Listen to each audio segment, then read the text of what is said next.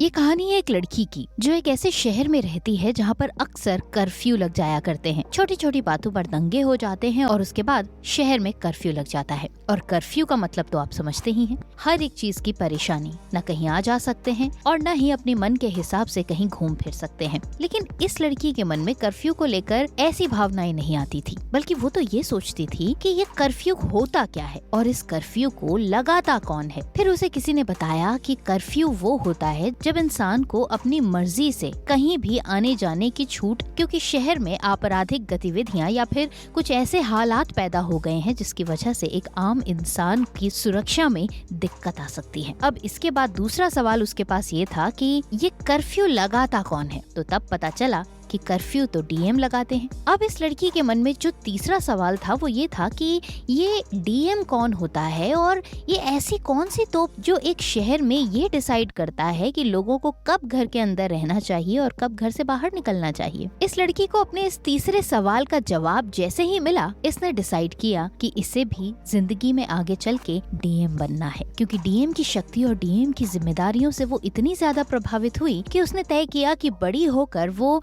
DM के अलावा और कुछ नहीं बनेगी। लेकिन उसके इस सपने के बीच में बहुत बड़ी दीवार थी। हालांकि ये दीवार उसकी खड़ी की हुई नहीं थी, लेकिन समाज ने इस दीवार को इतना ऊंचा खींच दिया था उसके सामने कि कभी कभी शायद उसे भी मन में ये लगता तो जरूर होगा कि क्या वो अपना ये सपना पूरा कर पाएगी। आज के इस वीडियो में हम आपको एक ऐसी लड़की की कहानी बताने जा रहे हैं जिसने यूपीएससी के एग्जाम को 1-2 बार नहीं बल्कि 3-3 बार पास किया। पहले अटेम्प्ट में जब उसने अपना यूपीएससी एग्जाम पास किया तो उसे किसी भी जगह पर पोस्टिंग नहीं दी गई, कारण उसकी विकलांगता। लेकिन फिर इस लड़की ने बात को कुछ इस तरह से ठान लिया कि अपनी विकलांगता को वो किसी के सामने कमजोरी के तौर पर नहीं सामने लाना चाहती थी। लिहाजा उसने जनरल कैटेगरी में यूपीएससी का एग्जाम नंबर 1 पोजीशन से क्रैक किया। ये बात सुनकर तन बदन में एक विशेष तरह की ऊर्जा दौड़ने लगती है। मन में सवाल उठते हैं कि आखिर कैसे किया होगा, क्या थी पूरी कहानी और कैसे इस लड़की ने अपने इस सपने को पूरा किया होगा। तो चलिए हम आपको बताते हैं आईएएस ऑफिसर इरा सिंघल की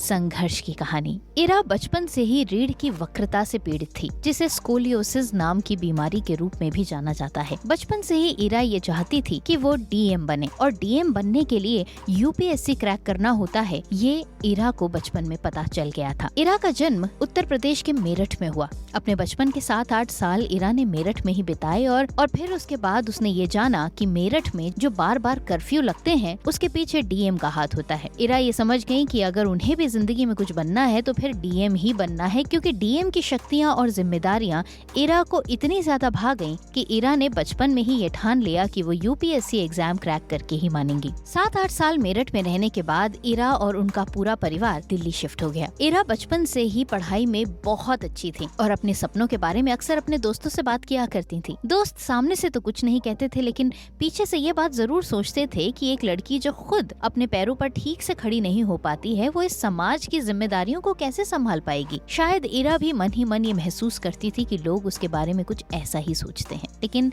इन सब बातों ने इरा के हौसलों को कहीं भी टूटने नहीं दिया। इरा पूरे तन मन से अपनी पढ़ाई पर फोकस्ड थी। Netaji Subhash institute of technology से ग्रेजुएशन की डिग्री लेने के बाद फैकल्टी ऑफ मैनेजमेंट स्टडीज से एमबीए की डिग्री हासिल करने के बाद इरा की जिंदगी में एक बहुत बड़ा लक्ष्य था, एक अच्छी नौकरी पाना। कंपटीशन एग्जाम्स की तो वो तैयारी कर रही थी, लेकिन क्योंकि वो बहुत ज्यादा लायक थी और वो खाली नहीं बैठना चाहती थी, लिहाजा उन्होंने प्राइवेट सेक्टर में भी जॉब तलाशने शुरू किए। उन्हें कैडबरी इंडिया में मैनेजर के तौर पर और कोका कोला इंडिया में मार्केटिंग इंटर्न के रूप में काम करने का मौका भी मिला। इरा अपनी जॉब में खुश तो थी मगर सेटिस्फाइड नहीं थी। 18-18, 20-20 घंटे दिन भर काम करने के बाद भी इरा के मन में वो संतोष नहीं था जो वो हमेशा से पाना चाहती थी। हाँ, पैसे जरूर कमाए उन्होंने, अपनी हर इच्छा को पूरा करने लायक इतना पैसा जरूर कमाया कि उन्हें किसी चीज की कभी कोई कमी महसूस नहीं हुई। लेकिन बावजूद इसके वो अपनी जिंदगी से संतुष्ट नहीं थी। वो अपनी जिंदगी में एक बदलाव चाहती थी, ऐसा बदलाव जो न सिर्फ उनके लिए बदलाव हो बल्कि उनके जरिए समाज और सोसाइटी में भी बदलाव हो। अब ये बदलाव इरा का यूपीएससी क्रैक करने की बात से रिलेटेड हो या फिर इरा जैसे कई सारे ऐसे बच्चों की जिंदगियों को कुछ इस तरह से समझने की बात हो कि वो लाचार नहीं है और वो किसी भी एक आम इंसान के मुकाबले पूरी तरह से सक्षम है। खैर, इरा अपने काम पर डटी रही और साथ ही साथ यूपीएससी की तैयारी भी करती रही। साल 2010, 2011 और 2013 में इरा ने यूपीएससी की सिविल सर्विसेज का एग्जाम दिया, लेकिन साल 2011 के अटेम्प्ट में उन्होंने यूपीएससी फाइनली क्रैक कर ही लिया और उनका नाम फाइनल सिलेक्टेड लिस्ट में आ गया, लेकिन उन्हें कोई भी सर्विस अलॉट नहीं की गई। इसके पीछे कारण ये था कि इरा ने साल 2011 में हैंडीकैप्ड कैटेगरी में यूपीएससी एग्जाम क्लियर किया, लेकिन जब उनकी हैंडीकैप्ड कैटेगरी यानी कि उनकी विकलांगता को विकलांगता श्रेणी में चेक किया गया तो ये पाया गया कि इरा की जिस तरह की विकलांगता है वो विकलांगता श्रेणी में कहीं मेंशन्ड ही नहीं है, लिहाजा उन्हें उनकी विकलांगता श्रेणी पर कोई भी सर्विस अलॉट नहीं की गई। इसकी वजह से इरा का दिल तो खूब टूटा, लेकिन उन्होंने हार नहीं मानी। इरा ने इस मामले को कोर्ट में चैलेंज किया, लेकिन इससे पहले इरा ऑलरेडी आयोग के सामने अपनी शिकायत दर्ज कर चुकी थी, लेकिन आयोग ने इरा की शिकायत को खारिज कर दिया। जब आयोग ने इरा की शिकायत को खारिज किया तो उसके बाद इरा ने आयोग के खिलाफ मुकदमा दायर किया, लेकिन इसके साथ साथ इरा एक बार फिर से यूपीएससी के एग्जाम्स को क्रैक करने की कोशिश में जुट गयी, लेकिन इस बार हैंडीकैप्ड कैटेगरी में नहीं बल्कि जनरल कैटेगरी में। साल 2013 में इरा ने एक बार फिर से यूपीएससी का एग्जाम दिया, जिसका रिजल्ट साल 2014 में आया, और इसी साल इरा के साल 2011 के यूपीएससी एग्जाम को जो उन्होंने क्रैक किया था उससे संबंधित जो उनका मुकदमा कोर्ट में चल रहा था उसे भी जीत लिया। तो इरा अब दो तरीके से यूपीएससी को क्रैक कर चुकी थी, हैंडीकैप्ड कैटेगरी में भी और जनरल कैटेगरी में भी। लेकिन सबसे कमाल की बात ये रही कि जनरल कैटेगरी का रिजल्ट जो साल 2014 में यूपीएससी का आया उसमें इरा ने जनरल कैटेगरी में नंबर 1 पोजीशन हासिल की, और इसके साथ ही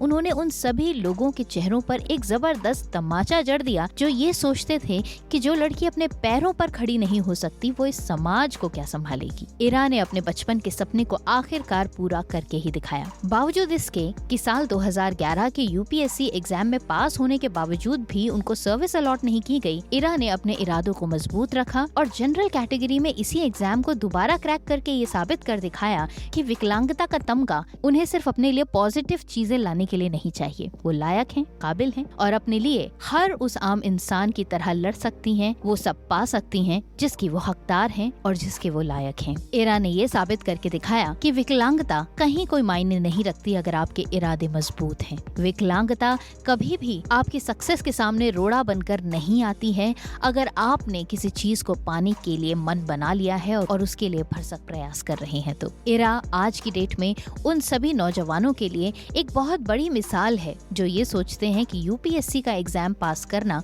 उनके लिए काफी टेढ़ी खीर है, क्योंकि इरा ने 1-2 बार नहीं बल्कि 3-3 बार यूपीएससी एग्जाम्स को क्रैक करके ये साबित कर दिया है कि अगर इरादे पक्के हों और मन में विश्वास और जुनून हो तो कोई भी काम मुश्किल और नामुमकिन नहीं है। तो ये था हमारा आज का वीडियो जिसमें हमने आपको आईएएस ऑफिसर इरा सिंघल की कहानी बताई। वीडियो अच्छा लगा हो और इसने आपको जरा भी मोटिवेट किया हो तो इसे लाइक जरूर कीजिए, शेयर कीजिए, चैनल को और पेज को सब्सक्राइब करना मत भूलिए। आज के लिए बस इतना ही। अगले वीडियो के साथ होती है आपसे अगले हफ्ते फिर से मुलाकात।